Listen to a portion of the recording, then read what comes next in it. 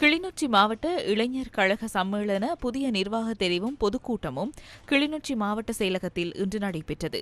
நிகழ்வில் பாராளுமன்ற உறுப்பினர் கானா இளங்குமரன், உதவி மாவட்ட செயலாளர், இளைஞர் சேவை உத்தியோகத்தர்கள், இளைஞர் யுவதிகள் உள்ளிட்ட பலரும் கலந்து கொண்டனர்.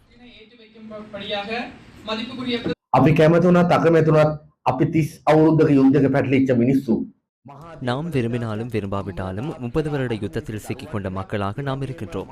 பாரிய சொத்துக்கள் அழிவு, தாய் தந்தையர்களை இழந்த பிள்ளைகள், கணவனில்லாத மனைவிகளே இறுதி யுத்தத்தில் எஞ்சியிருந்தனர். ஆகவே இது நிறைவடைந்துவிட்டது.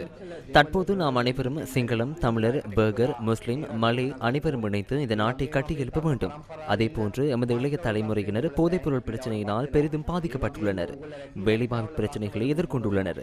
இந்த இளைஞர் கழகத்தின் ஊடாக உங்களை திறமையான ஆற்றல் மிக்க இளைஞர்கள் உருவாக்க நாம் தயாராகின்றோம்.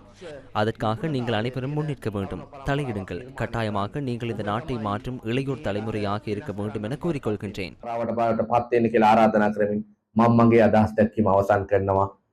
நன்றி, வணக்கம்.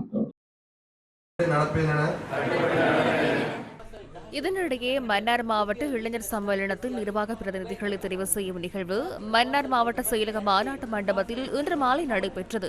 நிகழ்வில் இளைஞர் விவகார பிரதி அமைச்சர் இரங்க குணசேகர, மன்னார் தேசிய இளைஞர் சேவைகள் மன்றத்தின் உதவி பணிப்பாளர், மன்னார் மாவட்ட மேலதிக அரசாங்க அதிபர், இளைஞர் யுவதிகள் உள்ளிட்ட பலரும் இணைந்திருந்தனர். கிராம சேவகர் பிரிவிலிருந்து பிரதேச